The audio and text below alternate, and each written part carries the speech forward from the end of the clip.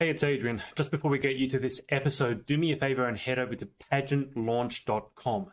We are starting the world's first dedicated pageant review site to make the pageant industry safe, transparent, and fair. Three things that I know it is most of the time, but it's not like that all of the time. So head over to pageantlaunch.com, enter your email address, it's completely free, and let's get you to this episode.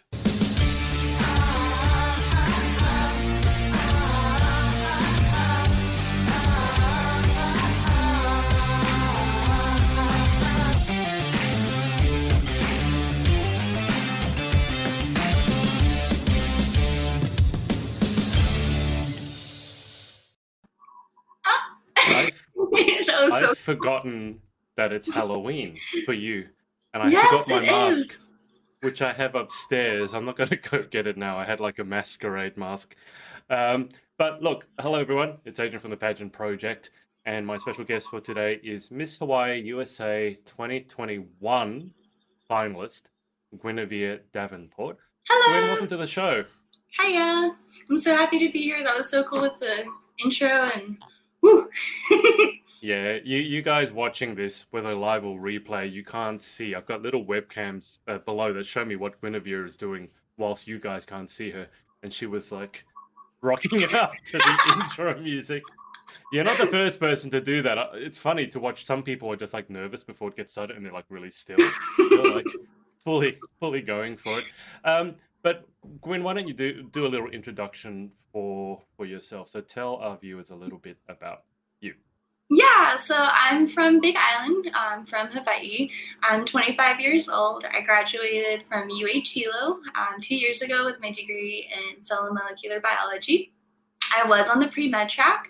I thought for the longest time I was going to become a physician.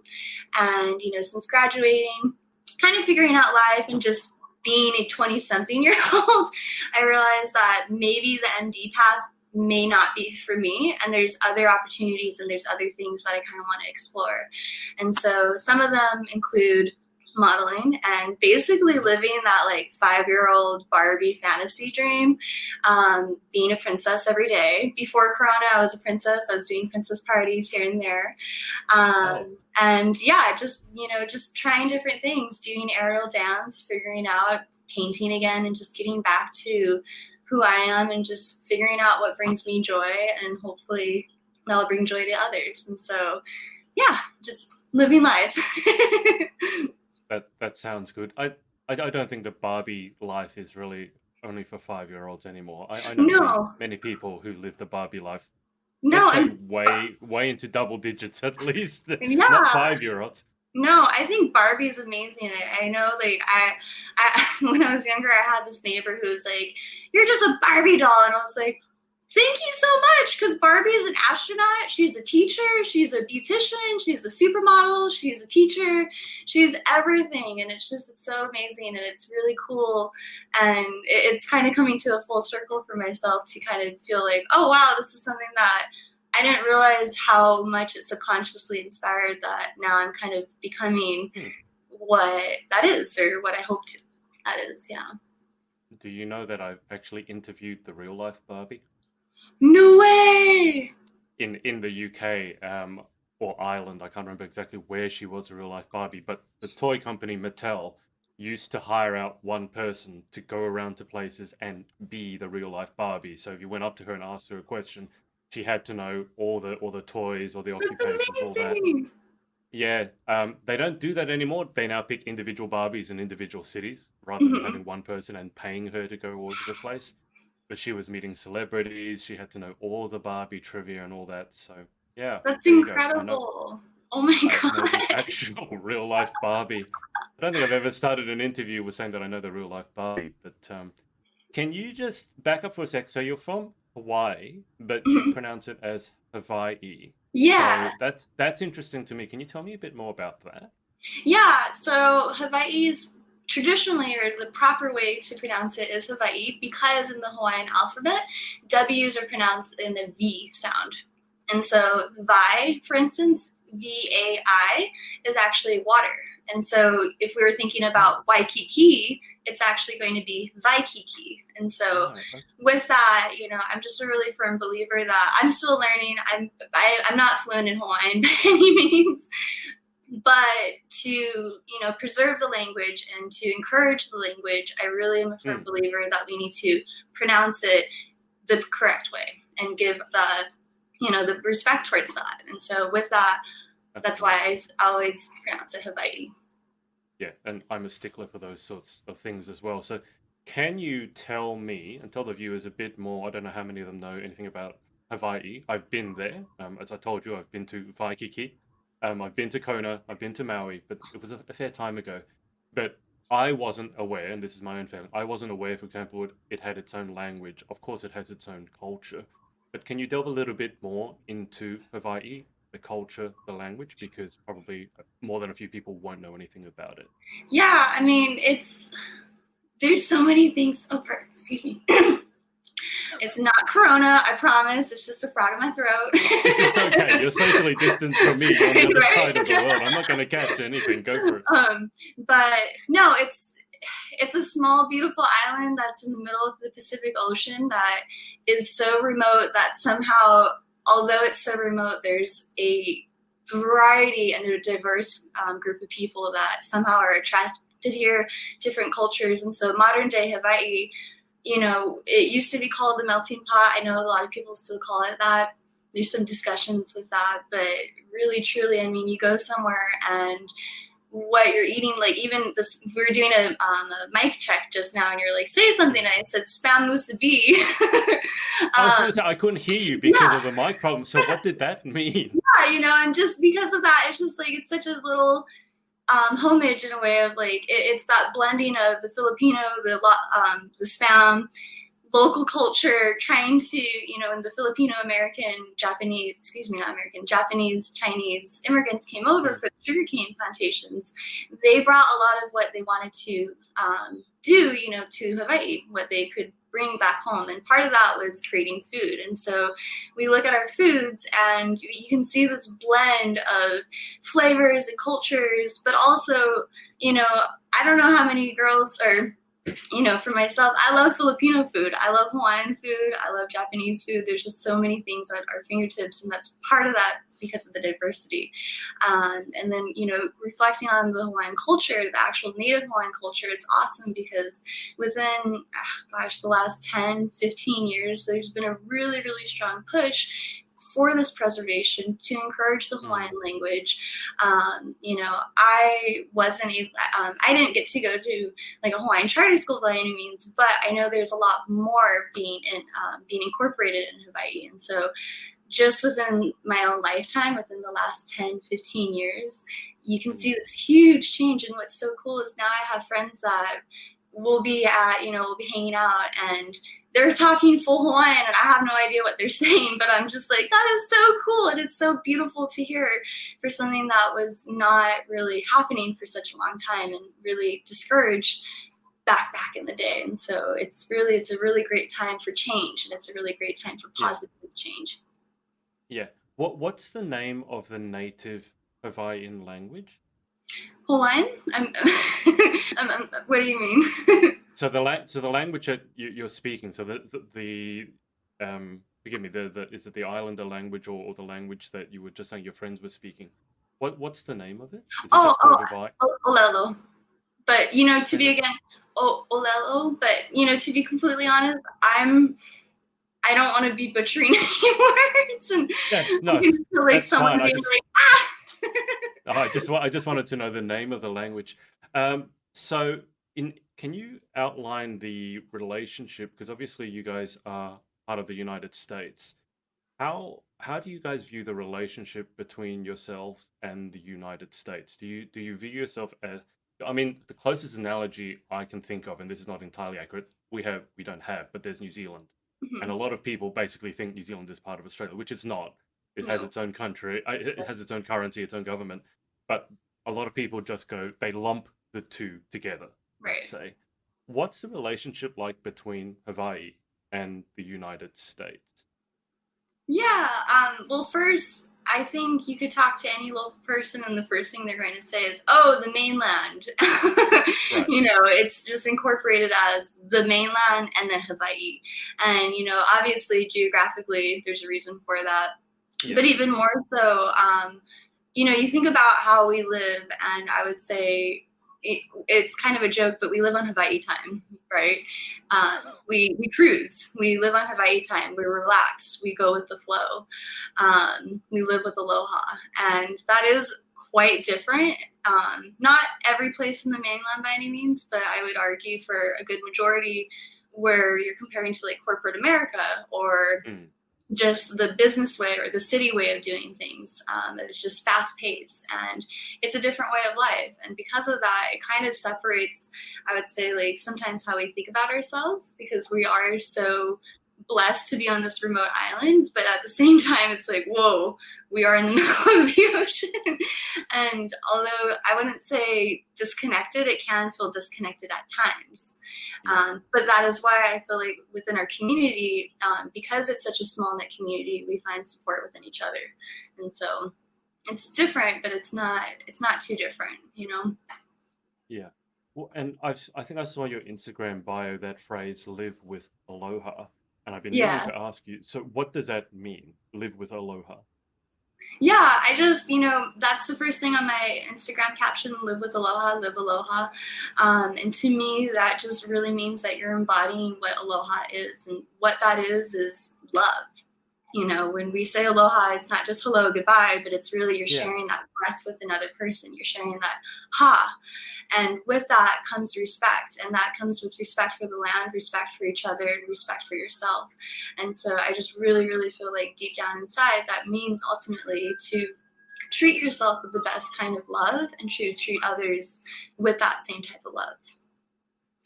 I had no idea that it actually meant anything other than hello. I mean, obviously, Hawaii is famous for aloha and people saying aloha, but I had no idea it was anything past a greeting. I mean, I've been to Fiji, and the locals are always saying bula. It's always bula, bula, bula, bula, bula, bula, and they've always got a huge smile.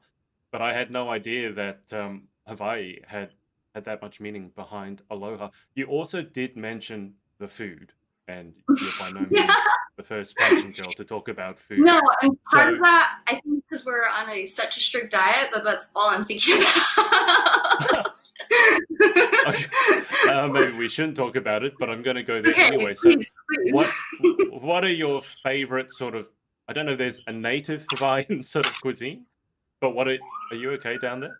Yeah. Happy Halloween. Oh, you, I didn't notice that. I thought you were sneezing down there and you've come up with different ears. Happy Halloween, everyone. What are your what's your favorite food? Talk us through some of the more exotic Hawaiian foods. Oh, I just like my plate lunches, to be quite honest. White rice, katsu chicken, some katsu sauce, mac salad, some poke. Poke is cubed raw fish, so it's similar to like sushi in that regard. Yeah, I love sushi, of course. Oh my gosh, all the noodles, all the udon, ramen, chow mein, chow fun. There's a lot of Asian influences here, and like it's kind of funny. I was going to say that. You sound like you're describing a typical Japanese menu here. What we'd have in a Japanese restaurant would have all those things, except the chow mein would be Chinese. Yeah, Chinese. I didn't realize it was that heavily influenced. Because when I went over there, it was all. I mean, this was like 10, 15 years ago. All I was having, at that time, I was actually a raw foodist. Interesting. And, yeah, I didn't have the greatest luck with the American cuisine there because everything was burgers, fries with that. The serving sizes were huge, and I always was having salads. And the only thing I remember was everyone saying, "Do you want ranch with that?" It was ranch. I like your I had no idea what. Yeah, I had no idea what ranch was. I was like, "No, get it away from me!" But it was, "Do you want ranch with this? Do you want ranch?" But what you're describing, yeah, maybe we shouldn't talk about it because it is making me hungry. No, it's all good. I can talk about it for days. Did you say you're on a strict diet? You mean in terms of pageant prep? Just for pageant prep, yeah. It's been part of this pageant prep, part of doing this. it's just really a reevaluation. It's a lot of self-reflection, and part of that, comes with deep down mind, body, and spirit, and really connecting back to those roots. And so, that being said, I am on a strict diet for this very, very short time, but by all means, it's not sustainable for a lifetime. It is just something, it's kind of like an athlete, when you go into your big competition, of course you're going to be cutting, or you're going to be eating more protein, or whatever that prep may be. And of course, your body will show those outcomes. It's so incredibly important. And I was thinking about this a lot, because I noticed I was hanging out with some teenagers the other day, some teen girls, and they were like talking about food. And one girl was like, oh, I only get out of bed because I hate how I look in the mirror, and I don't like how the fat looks, and And I think every person struggles with that, man and woman. At every age, I think we all struggle with that at some point. And I know I struggled with that personally as well. And so I couldn't help but butt in as a big sister, so to speak. And, for me, I work in medicine. I work as a sleep technician. And so I do help my patients time to time with different things, just as you would in medical. And I told them, if someone were to fall, are you going to be able to pick them up because you're skinny and beautiful, or are you going to be able to pick them up because you have that strength and you have that muscle and you're able to pick them up? Because the reality of the situation is that happens a lot. If your uncle, if your grandpa, auntie, whoever, if your mom were to fall down some stairs, are you going to be able to help her back up or get out of bed or anything like that? And I hate to be so dramatic with that, but it's such a it's such a big epiphany for me. And I hope for them, they didn't feel offended that I was like biting in.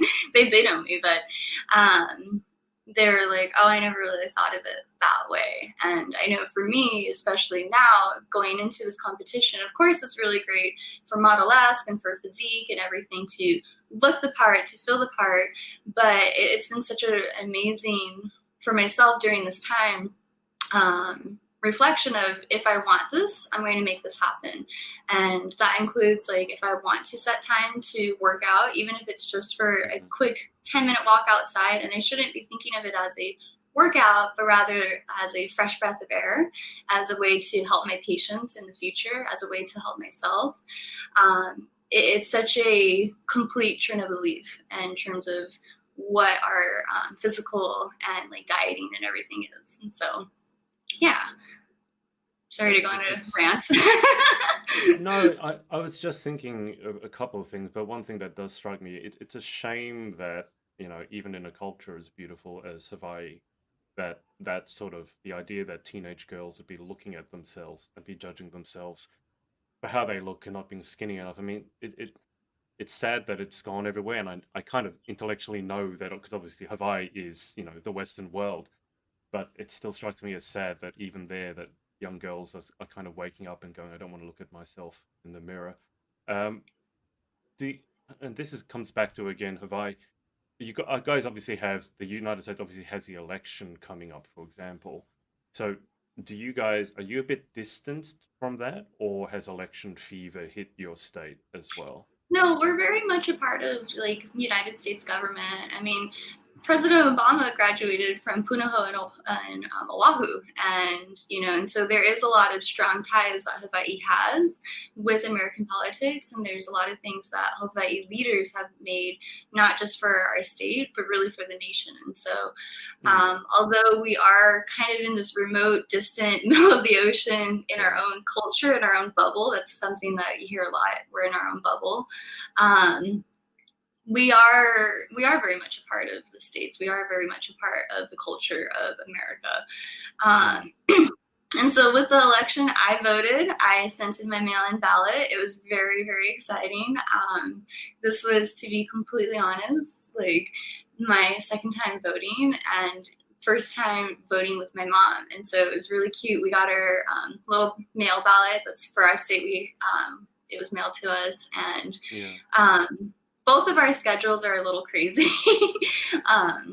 And so therefore our hours are crazy. We've always been night owls, and we opened the mail, I think it was like 1 a.m., 1:30 probably, and we're looking at it and we're like, we just got to do it. We got to do it right now. And we pulled out the laptop and we're looking at like all the different questions, all the different candidates, you know, because there's so many, it's so much more than just the presidential, of course, but especially local. And then, it was just really fun, and it was really fun to do with my mom, and hopefully with the next election we get to do it with my brother so he can do that.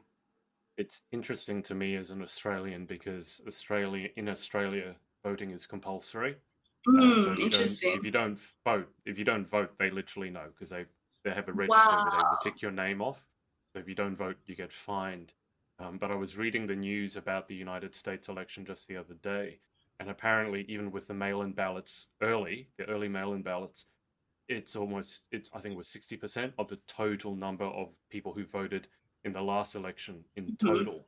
So obviously this election is super, super important. I won't go into the politics of it all because it's all over the news and everyone's entitled to their own opinion. But I would say vote. I don't know. I mean, the thing I'm sorry, I didn't mean to cut you off. Sorry. No. I was just going to say, I've always thought that politics was really boring, and I always distanced myself from it. But I would say over probably only the last 5 years, I started viewing it very differently. And I think it's been fantastic to see younger people such as yourself actually getting actively involved and voting, because obviously in your country it's not compulsory. So for you, have you noticed that at all within yourself and within your community, that you've become more active or interested in politics, because obviously there's more at stake now than maybe there was 5-10 years ago? Absolutely. I think even more so now, I feel more empowered. I think part of the reason why our voter turnout is so low is because there is a distrust. And there's the question of, does our vote even really matter? Does it really count? And so because of that, well, if it doesn't count, then I just might as well not do it. When really it should be, well, maybe if it doesn't count, maybe I should just do it anyways, because it only takes a few seconds of my time, and then I am having a voice in what I can say and what I believe in. Pardon me. Excuse me. And, you know, so for myself, I feel like I've actually always been interested in politics. I've always been interested in climate change, for instance. I can proudly tell you in middle school, I was the first girl to bring the exercise tote bag to school with like the 3 little recycle things while everyone was using backpacks. And, you know, here I am with my tote bag and recycling it and trying to tell people, you know, you got to recycle paper and so forth. And, you know, from there, I even wanted to go into like student politics, and so much different in the school age. I didn't win that election. I didn't promise free ice cream every Friday, but that's okay. It's all good. But what I was able to do was start recycling and start the paper compost at the middle school in 8th grade, and get involved in like science fairs and getting involved in robotics and being able to make that positive change that I wanted to see in the world. Because although, you know, voting, I think you get to really say, this is what I really like to see, and hopefully it happens, and the majority can hopefully agree with you, you know, if we're all on the same page, or it's in the step in the right direction, so to speak. But even more so, you can control your own path, and you can control what's right in front of you. And so for that being, although, you know, this election is really important in terms of like climate change, there's a lot of like corporations and that whole fun thing that I'm not even going to touch. But even more so, there's a lot of individual things though that we can do, that we can hopefully make that change. So a super important question. You said you didn't get voted in because you didn't promise free ice cream on Friday. How were you going to fund or budget for the free ice cream every Friday? Did you get that far? No, that's what I didn't, and I'm not throwing any shade or Kool-Aid, but it never happened when the other girl won, just saying. But did she promise the free ice cream, did she? And she didn't follow through. That's a real politician. It's all good. It's all good. But no, actually, fast forward, because we are such a small community. She's doing fabulous. She's doing great. I believe she's like a dental hygienist now, and so Oh wow. Okay. she did do a lot of other things for the school during that. I didn't. Just a little. Well, I guess it makes sense. She's obviously interested in dental health, and she didn't give people free ice cream. So I mean, Something those like two that, at least. right? I'll make an excuse for her. But if we back up all the way a second, I normally start the interview with this, but in terms of pageant history, because obviously you are now in the finals for Miss Hawaii USA 2021. Can you give us an idea as to your pageant history? Oh my. Well. Here we go. To be completely honest, I was first involved in pageantries when I was 17. There's a little local pageant in my town called Miss Kona Coffee. And at the time, I feel like when I tell people my high school senior year was that of like a movie. Growing up, I had braces. I had really, really thick bottle cap, like Coca-Cola lens glasses.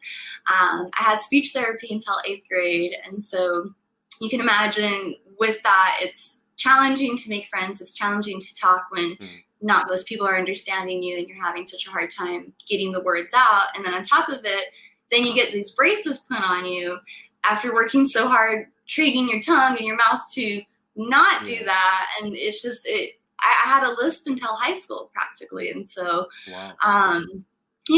just a couple different things. And I loved reading.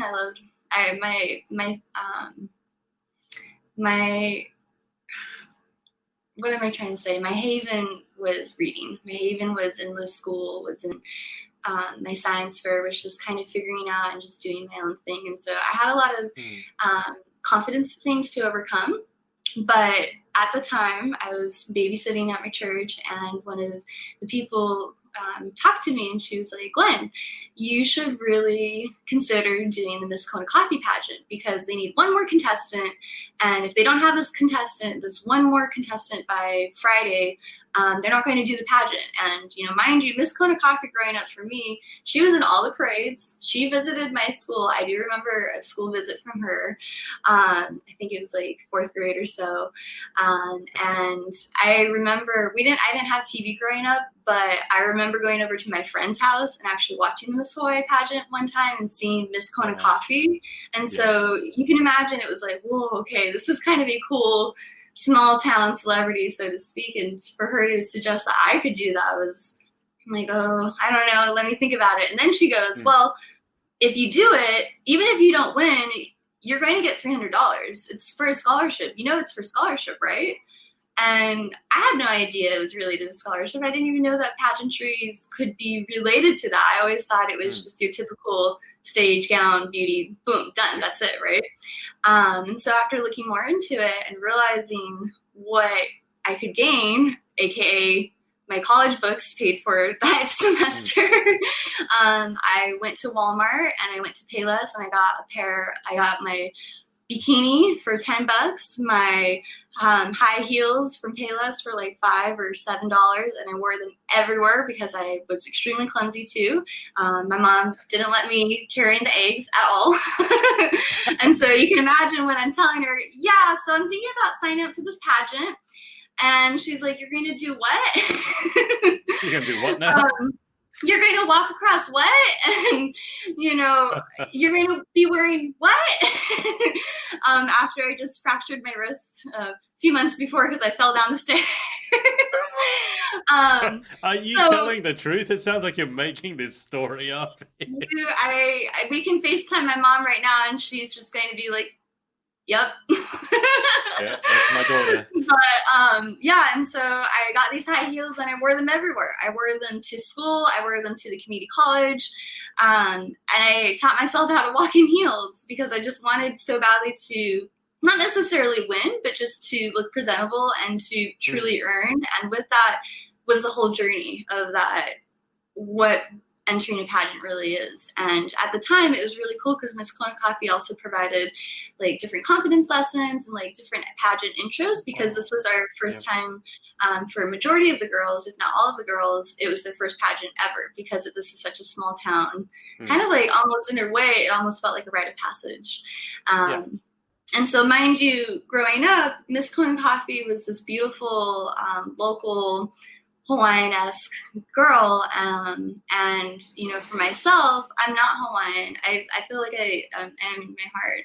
I love my home, but I'm Haole, and Haole, you know, means foreigner, or in slang, it's like kind of like white. Right. And growing up, that was something that was really hard, because I was like the only Haole girl at my school, or one of the few, and you know, with being bullied for glasses, nerdiness, braces, not being able to talk, being super clumsy, being the teacher's pet, kind of being a little annoying because I was probably a little know-it-all. Now that I'm looking back at it, you know, everyone said, Gwen, you're not going to, you know, it's so cute you're doing Miss Coffee, but you're not going to win. Because you're Haole. And I applaud you so much, but I hope you're not getting your hopes up about winning. And I was like, no. I just want the $300. That's it. That's all I want. And I'm cool with that. And so fast forward to the pageant, we're all holding hands and they announced my name. And I had no idea. They had to announce it 3 different times because it was just such a, like, I even said going on stage, this has been such an amazing experience, and I know I'm not going to win, but thank you, universe, for this kind of thing. And suddenly I won, and it was just this whole, whoa, you're a pageant winner. And mind you, the pageant night, that was my first time ever wearing makeup. I didn't know how to put on makeup. None of that. And so then to be whirlwind into this amazing world, this different expectations, and like your first appearance for that, we had the Kona Coffee Cultural Festival, and so that's where Miss Kona Coffee figure comes from. She gets to promote Kona Coffee and the cultural festival as well. And so the first appearance is going to the coffee bean place, the coffee farm, to do picking and to be Miss Kona Coffee. Oh, wow. And your day one, it's on. And here I am, like, I don't know how to put my makeup on. And I think I slept with it, and then I touched it. I like put a little, fixed it, because I was like, Mom, I don't know what I'm doing. And she's like, here, I can help you. And I'm like, I don't really want to look like I'm from the 80s, Mom. No, it's okay. I love you, Mom. But she doesn't do that. I'm being mean to her, but yeah. And so it was incredible. And you know, for that, I was just so content. I was so excited to just be Miss Kona Coffee, but I didn't realize that was a preliminary for Miss Hawaii under the Miss America system. And so then fast forward a couple months later, you're put on stage to compete for Miss Hawaii, which is even more scholarship. And I didn't win. I didn't place even in the top 10, but I was able to receive pretty much every other scholarship that year. I received the Community Service Scholarship, the Academic Scholarship, the Children's Miracle Maker Scholarship, which was for Children's Miracle Maker Network, where we raised funds for our community, for the local hospital. And, you know, it was awesome. And on top of it, again, a fabulous experience, a lot of self-discovery, a lot of just learning about myself and making friends, not only, you know, with the other girl who won with me that night, but across the state. And, you know, as an outer island girl, often Big Island, Oahu kind of tends to be like the main island. That's where, like, if you watch Hawaii 5-0, that's where that's located, you know, Waikiki. So everyone's like, oh, that's the island. And so for the outer island girls, such as myself, to be able to fly over and like that whole experience, right? Yeah. And so, you know, after doing it, I looked and I realized that it paid for my first semester of college. Oh, wow. And I looked at my mom, and we kind of looked at each other, and we're like, well, we already have the high heels, so I guess we started a new addiction. And you know, it's just been such an amazing journey since then. And so with that, you get this little taste of what the success could be, and then what that ultimate thing of whatever it may be, of like, you realize there's different systems, there's different things, there's different organizations that stand and embody different things, and being able to kind of create that into your own, while also I kind of feel like pageantry is like a way of like Girl Scouts for young women, for the reason that it's just kind of how to carry yourself, how to speak better, how to, just gain that inner confidence, and really not to stop comparing yourself to others. It's either as ironic as pageantry is, and everyone says, oh, it's a competition, you're always comparing yourself, and da-da-da-da. It's the first biggest lesson that you have to break through in your head, is that it's not a comparison. It's not competition with each other. It's competition with yourself. And so with that, I was able to do a handful of different pageants, trying to become Miss Hawaii to go to Miss America, which was okay. I got a lot of different scholarships, and I gained so many different friends and a lot of amazing memories. And I became, or I tried, I should say, key word is tried, to become a ventriloquist. But I also figured, and I realized that I have what? Yep. I tried my best to become a ventriloquist, and God bless those judges. They let me perform that night. Can you show us a bit? I've never interviewed anyone who's done any ventriloquism before. So you have to be able to speak without moving. Oh, God. Do that again. Hello, how's it going? My name is Gloria Esteban. Hello, everyone.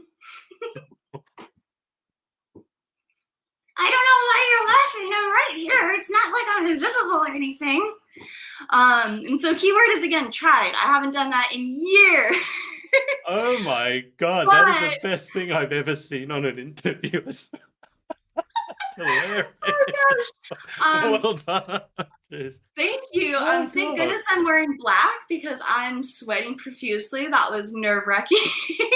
But with that, I realized that I love puppets, and I love making people laugh, and I especially love connecting with children, and being able to perform Gloria. That was one of my partners in crime, and being able to connect with children, and being able to talk about respect, and tying that within my biggest passion of talking about preventing and really telling the signs of domestic abuse within a relationship, but more so being able to be an upstander and know the red flags within yourself, but also being able to kind of say to a friend, hey, is everything okay? And being able to provide those safe zones. It starts at a young age. And so with Gloria, my puppet, I was able to go into schools and talk to children, starting with consent, because my puppet, I wish I brought her here. I didn't even think about that, because she's been traveling. She's been kind of doing her own self-discovery, so to speak, without being attached to someone right by her all the time. And so, with that, we were able to, she's kind of Muppety looking, so to speak, like a Sesame Street kind of style. And kids get really, really excited. And the first thing, 5, 6, 7-year-old, oh, I just want to touch her. I just want to, let me hug her. It's just so exciting. And we have to say, stop. You have to ask me first. And, right. It's such a key point, and it's such a starting path at that young age of, did you ask? And really, really starting those key points that then it will just triple on, and it will ripple on to other areas, and being able to, and Gloria just provided that really safe zone for kids to talk and to feel comfortable. And it was a really, really awesome, amazing thing that I was able to do, partially, if not because of pageantry. It led me to, as silly as it is, and I would probably never do it any other way, but, you want a way to connect with children. You want a way to talk about something that's really scary. That's something that, needs to be broken down. And even more so, I needed a talent for the Miss America competition. And so although Miss America wasn't the system for me, I was able to gain a lot of amazing different things, meet a lot of different people. I was able to travel to Japan and model there. And I was also able to realize and discover my love for modeling and being able to be comfortable on camera. I mean, God, in high school, I would never be able to even just do what we're doing right now. So it's been a really awesome. That's quite a journey, Gwen. That's quite a story. I'm still crying here from your ventriloquism, Oh, because of the laughing. but Thank God I'm not wearing any makeup. Uh, yeah. I I just want to speak to your point about teaching kids about consent because it sounds like such a small thing.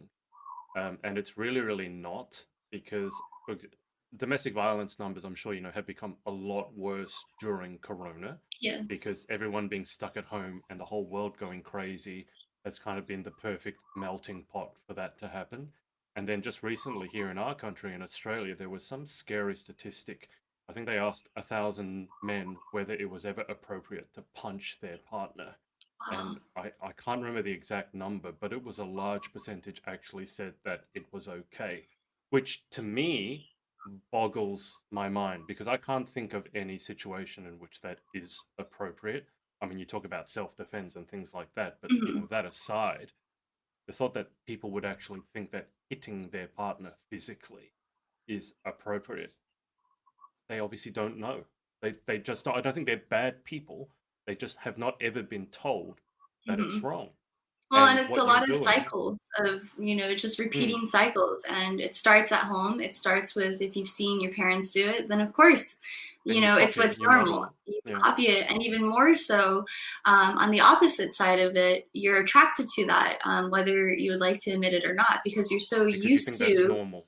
Yeah. Exactly. And so, a lot of the times we think, why are we attracted to this? Or why do we stay? Why do we Mm. keep justifying those? Why do we keep saying, oh, they're going to change? And a lot of the times it's because one, if we were brought in that way, if we were exposed to that, unfortunately it can go either way of like you're saying, you either just simply don't know and you kind of disregard the reality of that, or Yeah. unfortunately you justify it and you continue Yep. to put up with it.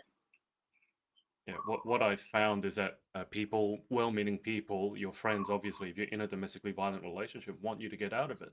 Mm-hmm. And they're all telling you that, and it's normally a he, just in general.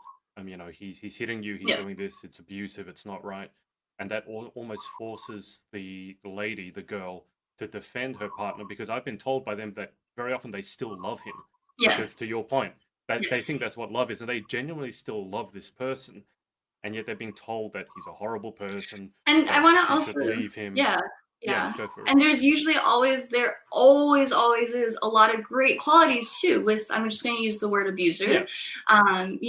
They can be an amazing community figure. They can be an amazing volunteer and Mm, a great whatever job it is. They yeah. can have all these amazing different qualities. But it takes work to have a healthy relationship, Mm, and everyone is capable of both good and bad skills in terms of with each yeah. other. And that's why it's so important to not only justify and kind of rediscover that we need to really love ourselves. I know it's so cliche to say you have to love yourself before you can love another, but it Absolutely. starts with that. It starts because going back to, if you were exposed to that raising in the Mm, home, then, unfortunately, most times you're going to have that struggle with your own self confidence and your self absolutely. esteem. And so, with that comes a lot of empowerment, a lot of just self love, and being able to redefine and reevaluate who you are, what your values are, and what you stand for. And even more so, oh, I think you froze. Um, but, and then being able to reiterate what it is that you want in a partner and the ways to continue that. And, one of the biggest things is communication and trust. Mm. And, we can go into a whole laundry list of different things, but it starts with loving yourself. Let's just break it down because obviously you know a lot about this topic, and I've done a fair bit of work in it as well. Sorry, Gwen, you Hang go. on 1 second. I'm going to get my computer charger. I'll be right back. So sorry. Okay, that's all right.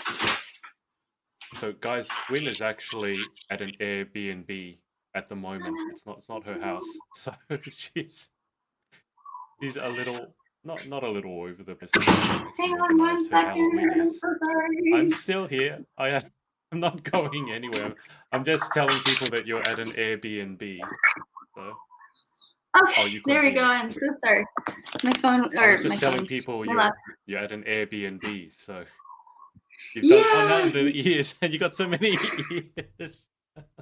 I I love love it. Halloween. Halloween is one of my favorite holidays. So, oh,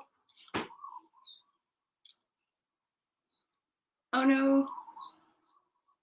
Hello. It's Oh, there we not go. Halloween is not the biggest holiday here in Australia. It's getting bigger, but I'm seeing everyone get involved in it, and I'm jealous.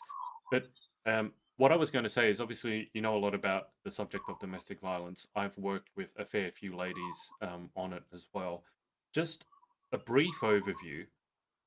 How do you know if you're in an abusive relationship to start? Because I think that's an important thing if someone's watching this. And then also, if you do go after a bit of introspection, go, actually, I think I might be. What are the first kind of steps that you would advise someone to take if they go, actually, yeah, I think I might be in one? So, how do you tell? And then what do you do? Yeah, I think the biggest, first, most thing is if you're questioning yourself. If you're questioning yourself and you're questioning your realities. And what I mean by that is your partner is making you question and second guess yourself and second Mm, guess your values, second guess your worth, second guess your thought processes. Um, you know, and really ultimately just making you question, oh, is this okay? And making you feel worse about yourself when in retrospect, a partner should be making you feel better about yourself yeah. and should be bettering you. If there's, I hate to use this example, but one of the biggest things, one of the biggest red flags is, there's a huge difference of a boyfriend girlfriend hanging out and always hanging out on Wednesdays because that's their night together. Mm, And the girl says, "Oh, can I go hang out with my friend on Wednesday night? I know it's our night, but I really want to hang out with my girlfriends and so forth." And he's upset and he said, "No, Wednesdays are our night." Okay, so yeah. be it. That's a plan. That's a date. That's typical. What isn't healthy though is him saying, "No, you can't hang out with her whatsoever." And it's not just Wednesday night, but it's every night of the week. I need you to be here Mm, with me because I can't trust that what you're going to be doing with her. I don't trust her when you're around her, so to speak. And so it's really just starting to question your reality of, well, wait, why can't I hang out with my friend? You're right. I can't trust what I'm going to be doing around. And you mm, start to kind of believe and you reiterate these things of what your partner is telling you rather than what you and who you are and what you believe is. And so biggest thing is just questioning yourself and right. and just not feeling good about yourself. I hate to, as plain and simple as it is, Yeah. love shouldn't hurt. Love should never hurt. And furthermore, hope is not an answer. Hoping that they're going to be changing after they had a blow up over Mm, something that was so small and saying, that's okay, they huge. Yeah. apologized and they broke everything. They had the tantrum. Okay, they Yeah. cooled down. They apologized. They're just really hungry. I mean, I know I'm hangry. I get my hangry moments, but I don't Mm, have a freak out moment and the whole yeah. entourage. And it just, there's so many other things that kind of lead into that. And so biggest thing. And then the last thing I would say is if you are still not sure and you're Mm, so in love with your partner because you guys have a dog together and you live together and you have a future together and you've been with each other for 2, 3, 4, 5, 10 years. You have a yeah. history. You know each other. You etc. etc. etc. Is when your friends, when your coworkers, when your parents start to say, "Are you sure you're being treated right? Are you sure Mm, everything's okay?" Because that was kind of weird that you have to ask your boyfriend for permission to hang out with me or permission to study with me. Or you have to, it's not coordination, it's not a teamwork, it's controlling and it's yeah. possessiveness. and you're not having that independence that everyone ultimately deserves. And so as the friend, then, if you are on the other side and you're seeing your friend going through this, the biggest thing is, first, I really, really recommend is to do a quick little Google search on domestic abuse resources. Join One Love Foundation is an awesome, awesome website. It has a plethora of different resources, different things that specifically answer this question of, if you're a friend, how can you help? And the different resources, different numbers that you can give, depending on the severity of the situation. Maybe you just want to give a business card with a number of the hotline. So then if they have that, and if it's in a really scary situation where, I don't want to paint the picture, but you need just a business card, so then your partner doesn't find it, that could be, an option. But ultimately is, my biggest thing is, first off, and I know, like, especially over here, and I would argue most places, is the first thing is because you're so passionate about your friend and you so badly just you hate his guts and shame on him, is do not address the abuser. Do not. This is not something that is for the friend battle, and it's not even something for the partner to typically address. This is something that needs to be a collaborative effort. This isn't a one man going into this crazy battle alone. And so it's to not address the abuser. It's not to Facebook message him and say, how dare you, because that's only going to fuel the fire, and that's only going to make it worse rather than making it better. And so first off, don't do that. Secondly, have your resources available, and if and when your friend is ready to end that relationship, just to be there for a friend. And keep in mind that this isn't going to be one time. And for cycles happen. Unfortunately, we love to forgive, and we love to hope. We love to hope that it's going to be changing. And, hopefully as a friend, you can remind your friend who's out of that relationship that they need to stay out of that relationship, that they need to find back to who they are, to get back to their roots, what made them happy from the get-go, even before they met that partner, and to ultimately just to love yourself again, and whether that's just hanging out with them and going to the beach and doing stuff that kind of gets back to what the root of it is, doing healthy activities together, whatever it is, just being a good friend and understanding that they're going to be heartbroken. This isn't just something that, God, they hit me, they beat the crap out of me, they, but I still love them, and it's okay. And to understand that, it's not okay, and to remind them that it's not okay, but that it is healthy, that you're going to have those emotions, and as a friend, to not just be so shut down and say, well, he's just a dirtbag, but to be a really, truly understanding friend and say, yeah, I know that your heart is broken, but you don't deserve that, and you deserve so much more. And so there's a lot of different things, but those are the top 5 bullet points on the top of my head, I would say, in regards. And there's a lot of information. The internet is so wonderful. Thank goodness we have iPhones nowadays. There's a lot of different websites. Like I said, One Love Foundation is an awesome resource for especially young teens and young adults, in terms of just recognizing these different things that kind of fit more into the youthful group, more so than when we're married, because I think ultimately, until maybe 5 years ago, when we talk about domestic abuse, unfortunately, we kind of subconsciously would link it with marriage couples and really long-term couples, rather than realizing that it's a lot of it starts at teen dating violence, and it starts with controlling behaviors and so forth, and it starts with not justifying that behavior. So. Yeah. Gwen, do you know off the top of your head, I just want to see if I can put the link up, do you know the website address for One Love Foundation? I mean, I can just look here, let me give you that. Is it joinonelove.org? Yeah. Let's put that up there. Thank you. I appreciate that a lot. It's been really exciting. A couple of years ago, I was able to work with them. They had this awesome project. They did a video thing called The Couplets. And it was these different little animations that were about 30-second things. They look like little Play-Doh figures, or I guess Play-Doh is what I would say. Yeah. Ooh, that's so cool. I feel like I'm on a news broadcast now. Halloween but news broadcast. yeah, but anyways, and so there's a lot of different videos, little short different things that you can kind of browse through, but there's a lot of different articles as well. It's just really fabulous to browse through and read. It's a very complicated issue Mm-hmm. emotionally to unpack. And as a friend watching in, it can be very difficult to Mm-hmm. understand because your friend obviously the one going through the abuse is often very intelligent. You would think in every other way and just seems to be making bad decision after bad decision after bad decision.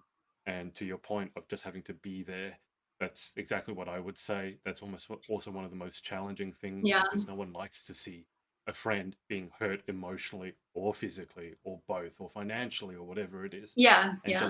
just to understand they need to walk their own path, make Yes, their own decision, and you need to be a safe space if and when they come to that decision to support that. As I said, I've done some work in this area, and for example, I had no idea that when you go onto these websites for domestic violence, very often they will have a giant red yeah, button of to escape. close the Yep, window, because the problem is if your partner then sees you doing that, yep. that might actually then incite the violence to become worse. And a lot of the domestic violence lines here, they're silent numbers, so they can't go through your phone records to see that you've been phoning, hotlines and things like that. And I just had, as someone who's had no experience with it Oh no, we froze. personally, Personally, yeah. as someone, yeah, I had no idea that that would ever be necessary. And then you see it and you're like, wow, this is it's a terrible problem. And one that unfortunately is worse with Corona Mm-hmm. because everyone is kind of locked at home and going crazy. But that, so the one, joinonelove.org. Gwen, is that a Hawaiian organization? Is it an American organization? Is it an international organization? It's an American organization. It was founded by a mother who unfortunately lost her daughter to domestic violence, and her daughter was, I believe, a college sophomore. So like 2021, and her boyfriend violently, you know, and it was such a big wake up call for the mother because there's so many of these different red flags of, the controllingness, Mm, being, speaking on top of like looking over the shoulder at the laptop or over the phone.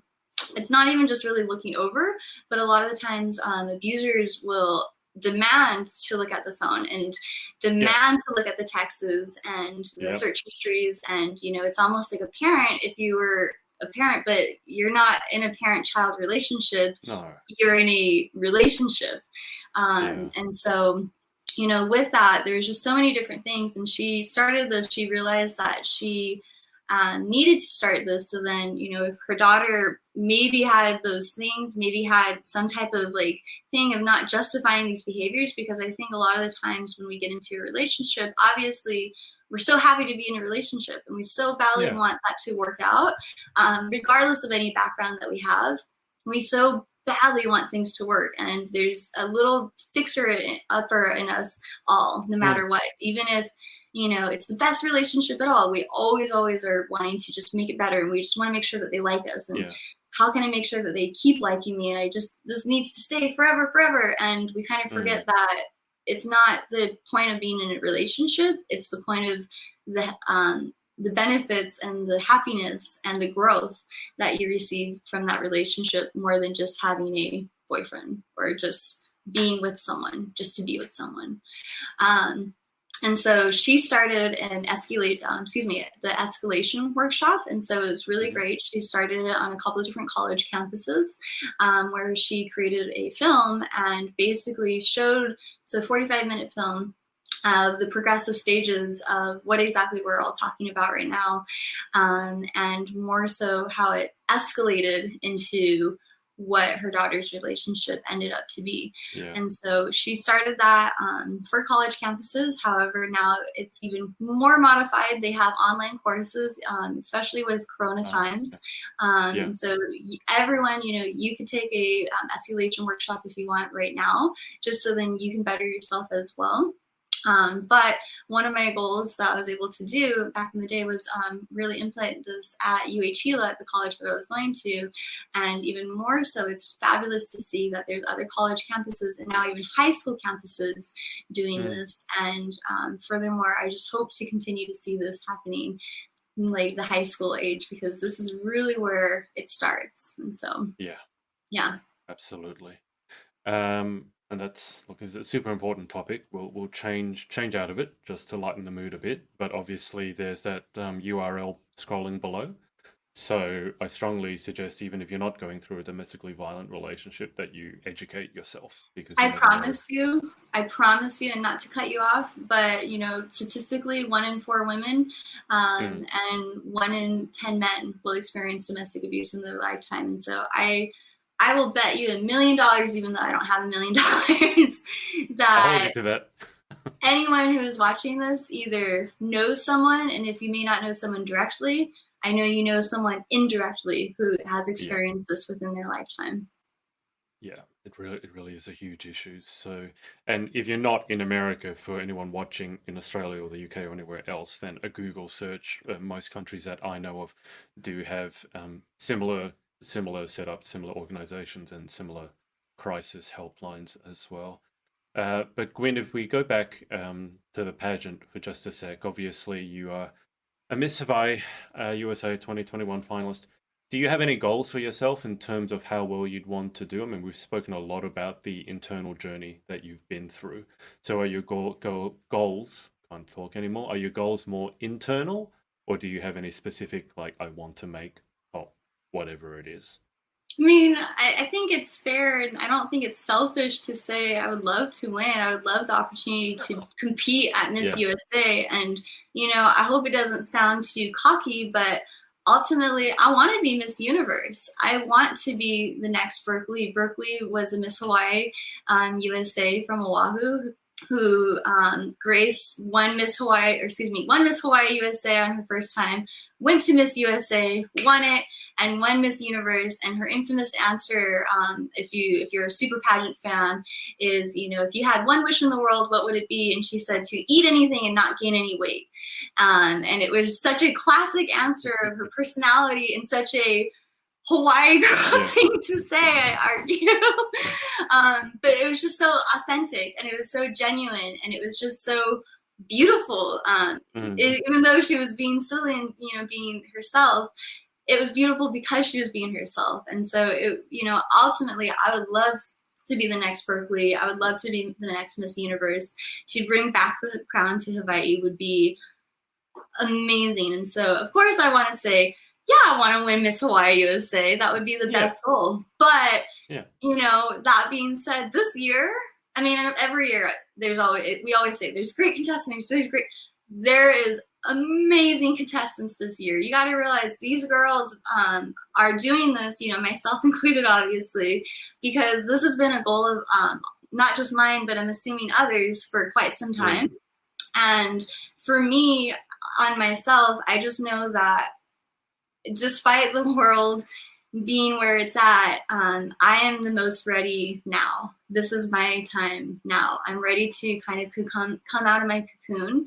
It's taken a while, with the pageant journey of just figuring out these different things of this is what I like, this is what I value, little things of modeling, a little thing of like, oh, this is how we actually eat right. This is how we take care of our body. This is how we can talk to other people. And I was able to compete in Miss Hawaii USA in 2014 when I was 18, and it was such a different thing. I think I did a marathon across the stage because I was just so excited to be there. It wasn't a nervous thing. It was just, but now rather than it being exciting and just gotta go, just now I feel like I can finally have my breath, and I'm ready to share my breath with others. And so, it's both externally and internally, but internally, this has just been a really, really fabulous way for me to kind of have that breath and being able to come full circle with myself and just putting forthright that and not having anything held back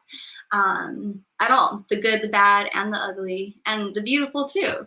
And, I just hope that I can share that with others and go from there. And hopefully that would be great if I made top 10. But, it's such a different way of doing a pageant this year too. It's going to be really exciting. Miss Hawaii USA, they're doing it in a live broadcast way, and so it's been really great seeing how like other organizations have been doing it. Like I think I was just watching like what was it, Miss Universe Canada or not? There's some Miss Universe something that just happened, and basically it was Canada. Just a small Canada. Oh, and South Africa as well. Yeah.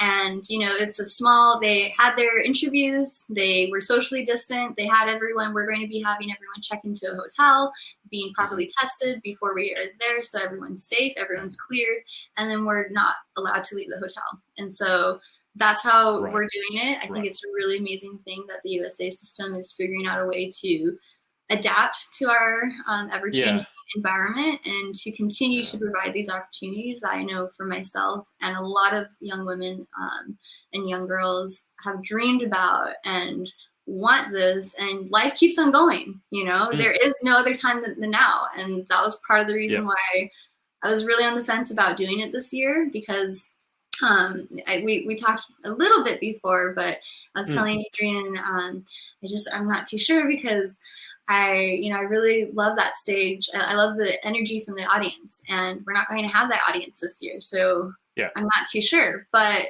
in retrospect, the audience that you feel or that energy that you feel will still be felt, because it's that collective energy of people tuning in and watching on the live broadcast. And so it's just going to be a really interesting, but it's going to be a really fun and memorable way to doing it this year. And I'm just really looking forward to it.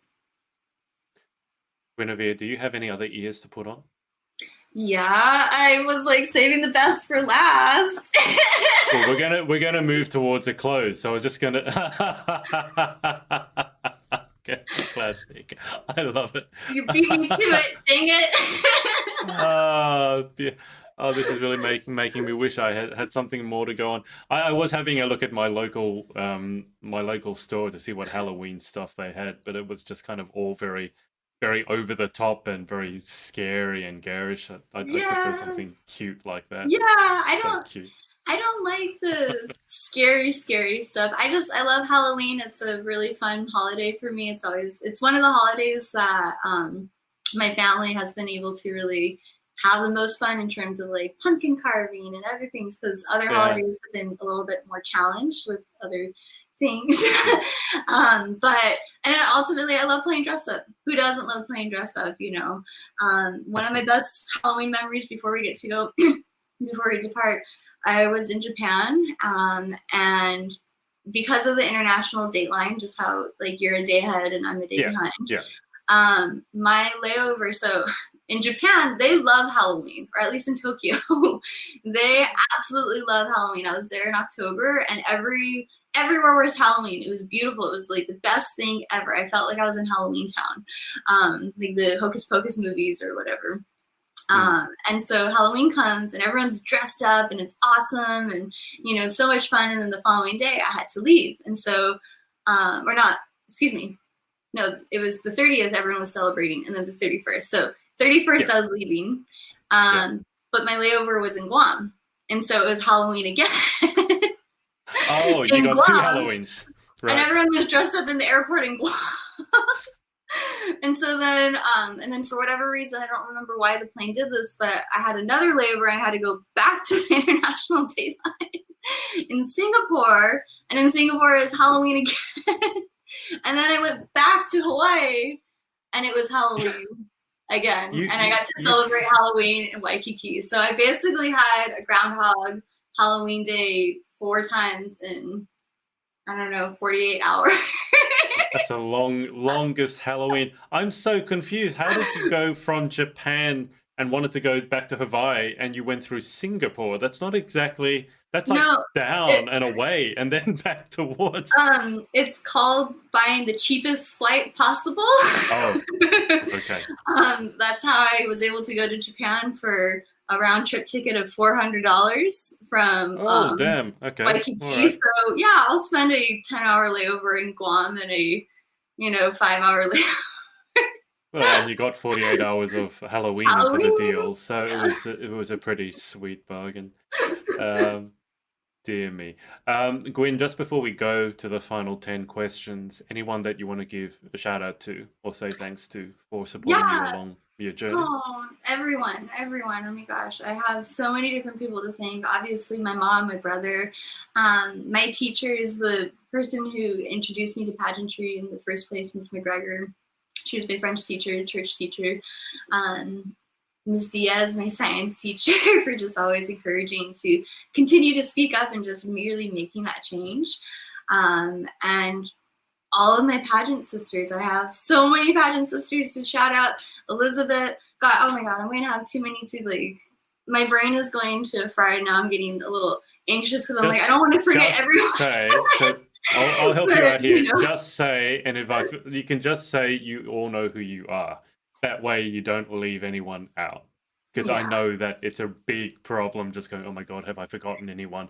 And then, you thank everyone except your director, or you thank everyone except your sponsor, or you thank everyone except your best friend. I'm like, oh my God, your best friend, your boyfriend. I mean, everyone. Just I have so many people to be thankful for, and I often feel like I'm not saying thank you enough, and just to those who know that I love you and know that I'm just so ultimately thankful. These spiders on your head, there's right. So awesome. Know that I love you. And the more excited you get, the more the spiders are going like this is. They're agreeing with you. It's like, yes, we love you. Like, oh, that's the best. Okay, let's go through to the final 10 questions. So it's nothing to do with pageantry, and it's not a speed round. You can take your time. But first question is, what is your favorite word? Word? Mm-hmm. Ooh, is that like the word you say the most, or is it your favorite word to hear, or is it your favorite word to say? It could your be favorite either word one. With a definition? Either one. Some people have given me words because they like to say them because of the way they sound. Some people like the meanings. Some people like saying it because it gets a weird reaction from people. Yeah, no, there's unusual words. There's just too many words. I mean, that's like picking your favorite flower, picking your favorite child. Yeah. So pick your favorite child. Yeah. You just say, yeah. I like the word tenacious. Tenacious. I really, tenacious. Tenacious is what I'm giving. I like how it sounds. I like how it visually looks, and I love the meaning. It means to persevere and to withstand despite all odds, and to just be the anchor in the rough of the sea, in the storm. To be as still as the eye of the hurricane. I feel like that's kind of what, when I hear the word tenacious, that's what I think of. For that, and then I would also say, like, right now I've been noticing I'm attracted to the word joy a lot. It's been quite interesting. I've been saying that. I mean, of course, joy is a great word. It looks great. It means something. I feel like, it's odd when I think of it. I just see and I feel yellow. I feel like maybe others can relate to that. But it's interesting because within like the last 2 months or so, I'll be at the store, and for whatever reason, it'll be like joy. And I know we're not in the joy season because we're not in Christmas yet. Yeah. But it'll be like the newspaper or different things. And so I think right now, those two big words, my favorite words are joy and tenacious. Yeah. Quite unusual. Next question. Oh, it's a good combination. I like it. I like the question. What's your favorite word? Can we flip the script real quick? You're interviewing me. I don't know.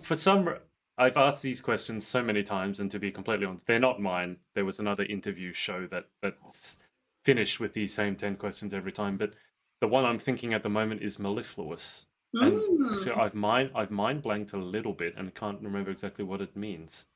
I used to know, but Malaise. it's too early in the morning for me to remember what it means. I think it means really, really beautiful in some way. I'll have to look it up. But I was just whilst you were talking about because you said the way tenacious looks. I was Hmm. like, yeah, actually, I know what you mean. I like the way tenacious looks. And then for some reason, mellifluous popped in my head. So there you go. Yeah. Who knows? Next question. What is your least favorite word? um, Panties. I don't know. It's I don't know. Just say underwear. It's just it is what it is. Or I don't know. Gosh, my least favorite word. That's a I pretty know good one there's already. yeah. I know there's some people that like, God, I hate hearing that word, and I know there must be a word like that, but I just can't think of it at the top of my head. We were having this discussion Hmm, before, just talking about like how we use different words for the same things, because hmm, us Australians, for example, call flip-flops thongs, where obviously thongs mean something quite different. But just what does if I say the word pants to you, yeah, what does that mean? pants Yeah. pants like long Okay. Do you long know what it means shorts. in the UK? Do you know what pants means in the UK? No. Pants means underwear. Oh, interesting. I Yeah. didn't know So that.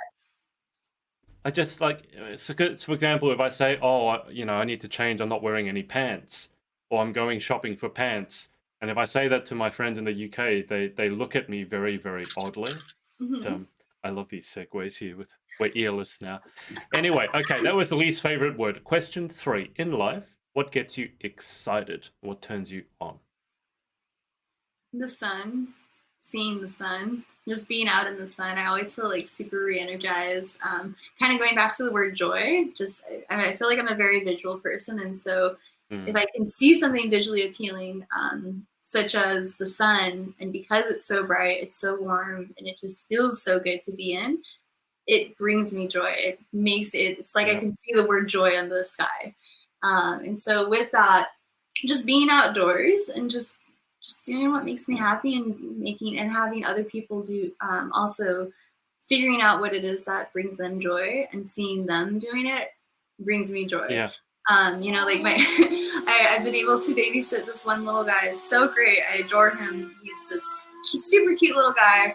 Loves to sing. Cannot sing for the life of. I mean, he's adorable. God bless him. I also can't sing. So together we'll be singing, but he'll cut me off and say, "Auntie, you need your tonsils taken out because that's how I got better to sing, and you would be better at singing too." And I'm like, yeah, Ouch. okay, ouch, Yeah, but it's the tonsils that are the problem. right, Yeah. okay, cute, but what with that being said, even though he's so off key, just he's having the time of his life, and he's doing Yeah. it, and he's loving it, and he's having me wanting to help him with it, to create these little songs, to create the little rhymes, the beats, and so forth. And that's just one little tiny example, but it just goes into so many other areas too, and just to being able to see others succeed, Mm. it's the greatest, to me, the greatest joy. You demonstrated your ventriloquism talent before. I just want to ask, is Oh, it no. more difficult to sing ventriloquism? Like, is that possible? Well, so for the talent, again, I wish I could sing. I wish I could be a pop star. In a perfect world, I would be a super duper pop star. Like, this is that. Be like Lady Gaga. I love her. Yeah. Please, Lady Gaga, if you're watching this, I don't know. It'd be really cool. Like, I'll maybe let her know. connect. Yeah, I'll let her. I'll I hook you know. up. Cool. The G, it'd be like Gaga Yeah, and G. I don't know. But yeah. anyways, um, I got too excited about Gaga just now. Singing, singing and Singing. ventriloquism. I thank you. I was able to sing Hakuna Matata from The Lion King, Uh-huh. and that was my talent. And so I did sing Hakuna Matata.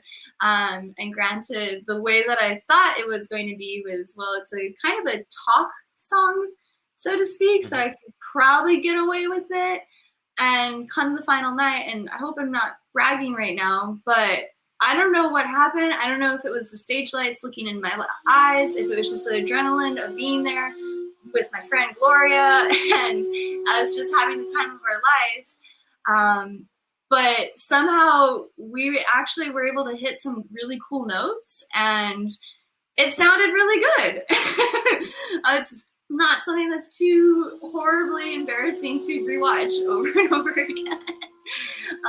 So yeah, you can. It is a little difficult, but it's also you know, when you're doing ventriloquism, you're not speaking with your tongue, or you're not speaking with this. You're speaking with your voice box more so, and you're just figuring out that tongue movement. And so, if you can talk, of course you can sing a tune because you're just going with it all the way, right? It's just super easy, and that's that. And so, it is what it is, right?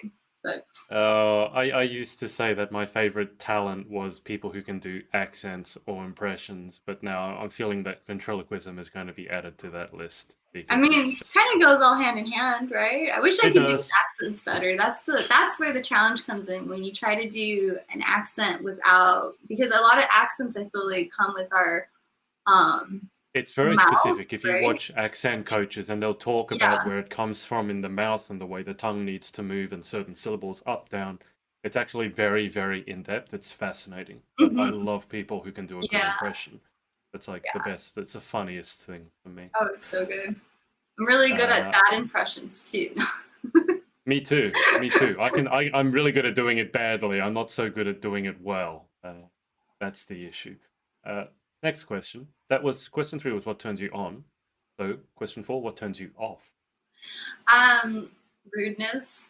Just plain rudeness, disrespect.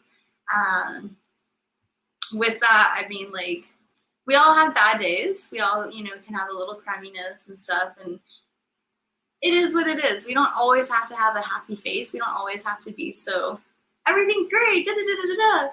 But what I cannot absolutely stand is if you're having a bad day and then you put that on another person.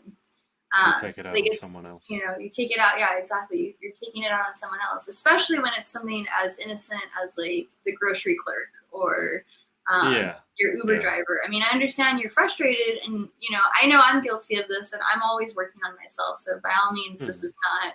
I'm not coming from a place. I've learned this, and I'm still learning this, and I still have my moments. But you know, just not being rude to the grocery clerk, not just being short-tempered, and not being snarky, and you know, so forth, for no apparent reason. That's one of my biggest turn off. And that kind of carries into other areas too, but yeah, right off the bat. Yeah. Sure. It's a picky taste. Question 5. What sound or noise do you love? I love listening to music. I know that's not what you're asking, but I love That's okay. music. I have to listen to music all the time. So anything with a good rhythm, anything with a good beat, I feel like because I listen to so much music, sometimes I can hear the beat within itself. And so like, it's just, you know, something that's tapping that I'm already hearing. Like, you know, that's just, I feel like I hear it always. I always hear music in my head. I always hear the rhythm in something. And so favorite noise. These are such great questions. I love it. Well, music is a perfectly acceptable answer. Yeah. I will say, I was guessing in my head that your answer would be the ocean. I do like the ocean. It's funny, like, I do like the ocean. It does regenerate me, but it's not, like, something that I necessarily am like, I have to listen to the ocean, but I do have to see the ocean. I feel like I'm a really... I mean, I know everyone is blended learners and so forth, right? But I feel like I really, really am the epitome of a 50% visual audio person, because the ocean, seeing the ocean makes me a lot more relaxed and a lot more re-energized. And I can think freer, seeing the movement, seeing the foam, seeing the different colors, and, you know, the creatures and the wind and the whole entourage of it, versus hearing it. I don't have that same feeling. And so that's interesting. A lot of, he has such great questions, and I'm like, oh, interesting. They're not mine. Remember, don't give me credit for them. I completely stole them from somebody else. Okay, the credit goes to some French guy from a long, long, long time ago. So I don't even think he's alive anymore. But You know, it's not a noise, but I think I picked this up from my great grandma. And as I babysit and hang out with people, I know I didn't realize that I say oofda a lot. Oofda. what does that mean? I don't know what it sound. It's just a sound. That's what I mean. I don't even know what it means. It's just. Can you please use it in a sentence? Wow, the groceries were really hard to carry in. Oofda. Or like, I don't know. Like, it'll just be something that I'm doing. Like I'll stub my toe, or like, oh, I'll be like, I don't know. I'll be like cleaning something, and like I'll be cleaning something, and I'll bend over, and I'll be like, oofda. Or like, I don't know. I'm picking, putting stuff away. Oofda. It's not as dramatic as I'm making it seem. It's just something that I say a lot. Since you said sound or noise, and now I'm thinking, well, I don't necessarily know if I like it, but it's just something that I do say without even realizing it. So, oofda. That's definitely original answer. I have not heard that answer to that question before, so you can have that one. Next question is, what sound or noise do you hate?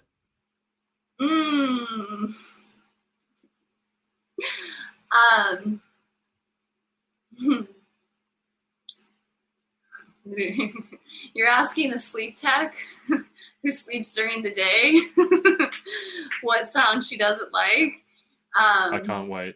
Yeah, just, oh gosh, everything. Construction noises, especially I think construction noises, the drilling. The drilling's the worst because it's it's the high pitch. I already have a little high pitch in my ear already, so anything that amplifies that is really bad. The kind of noise. But construction is the worst because, unlike a dog or a baby where if they're crying or barking or whatever, they're usually doing it for a reason, and if you can figure out that reason, then it stops. You can stop it.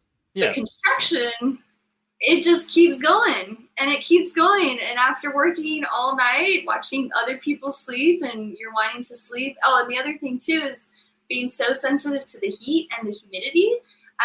You hear this, and then, and it just the whole scene of it, and then it gets hot, and then you just wake up, and it's 11 o'clock a.m. and you've only slept for 2 hours, 3 hours maybe, and you're just listening to this beautiful orchestra as you trying to go to sleep. I like how you're giving that answer and your face is smiling, but your eyes are screaming like you want to kill somebody. It's hilarious. Your eyes are just like you're like this. I've been patient. Okay, it makes a lot of sense. Let's move on so we don't make you angry.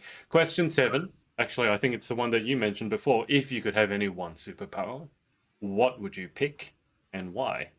Ooh, I think I would stop time. It would be like, those like Doctor Strange. I know it's not exactly time stopping, but it's like kind of magic, kind of stopping. Or you know what? To make it simple, I'd be a witch. I know it's not exactly a superhero, super magic, but I always thought Hogwarts just never sent my letter. Maybe it got lost in the ocean. In the owl. Somewhere in the owl. The owl never crossed the Pacific. I don't know. Because I would love to be a witch and just like kind of have all of the powers in the sense of like, oh, my room clean, done. Oh, have a wand. But with obviously we've watched witchy movies and it's Halloween, so that's why I'm thinking about it. Magic doesn't solve all your problems, just like the superpowers don't. And so even though it's really cool to like levitate stuff or to stop time or to have these different things, it just isn't really a way to enhance. And so I'd be a witch. even if it doesn't solve all the problems, it would still make it more fun. It'd make it more I, fun. Yeah, why not? And if I could stop time, it would be. I mean, I always think I get way too into those like time movies where I'm like, well, if they stop that, then this would happen, and da da da da da. oh, don't But go into the ignoring that, science of time travel. It just ignoring that, it'd be so great. I could stop time. I could do everything that I want to do, and then continue doing it. And then I could stop time and do everything I want to do, and like just continue. Okay. Just Hang on. Okay, so here's the most important question I've ever asked anyone. If that was your power, your superpower to stop time, you know how all the heroes have to have some way of, activating their power. So Doctor Strange, he has, all these things. So how would you stop time? What would your thing be? Are you going to be like a Scarlet Witch? Are you going to be a Doctor Strange? Are you going to be like Dr. X, who's like Professor X, he's like thinking? How would you activate your power? I like having like the little amulet thing that's kind of cool. Like, oh, you have to find it and da da da da. But honestly, I'm kind of feeling right now. Maybe it's just because I'm in a silly mood. But like, I would just say bippity boppity boop, and like that's that. Why not? It's easy to remember if I'm in a really stressful situation and there's like a dinosaur coming after me, and like it's like the I don't know if Australia has it. In America, we have these commercials where it's like the car insurance, where it's like something disastrous is happening, and then the insurance agent goes in and then it beeps or pops you out. Yeah. It'd be something similar to like that. So like a Jurassic Park scene, like the dinosaur's coming after me, and then I'm like bippity boppity boop. For a second, I thought you were going to say, I don't know whether Australia has dinosaurs. I'm like, no, we don't have dinosaurs. No, I'm not that blonde. Thank you. Jeez. Your bippity boppity boop. I mean, did you see that? Because that was a thing on TikTok, wasn't it? When people would jump up and they would change their clothes, and there was this song that always ended up with bippity boppity, and right on the boop, they would jump up and then change their outfit. You should see that then. So they've stolen your superpower. When you said the boop, it froze you, and like you were like, oh. But always yeah, I'm not too. I like Instagram. I'm not too big on TikTok, but I like Instagram. So believe me, if you're not into it, stay away from it, because it is the biggest time suck you'll ever have.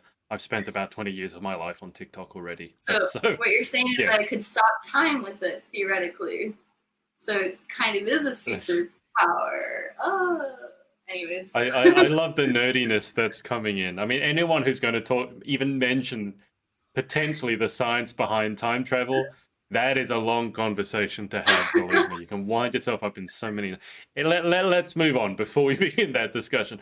All right, so question 8. If you could try any occupation other than your own, what would you most like to attempt? Oh gosh, there's like so many different things.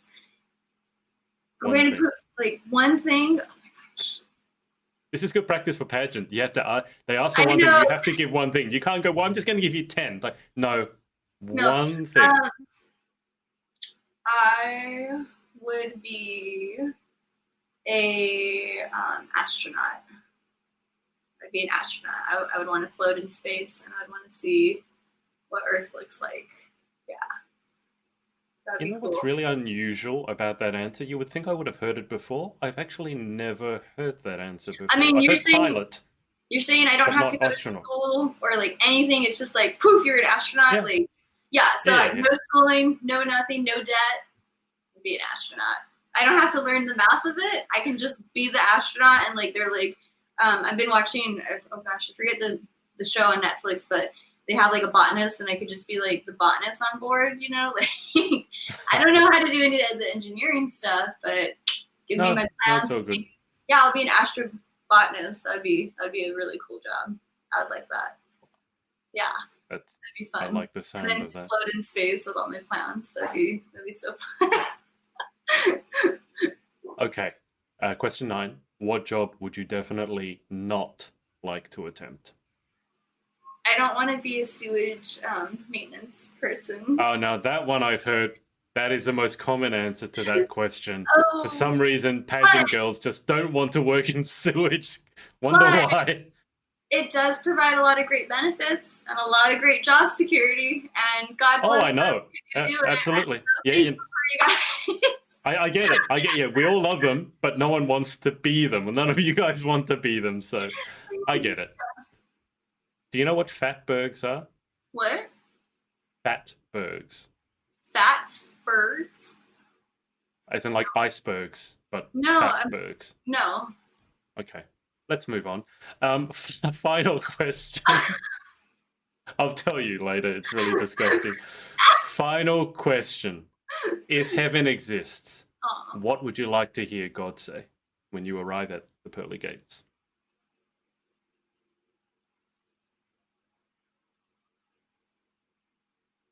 You made it to the right place.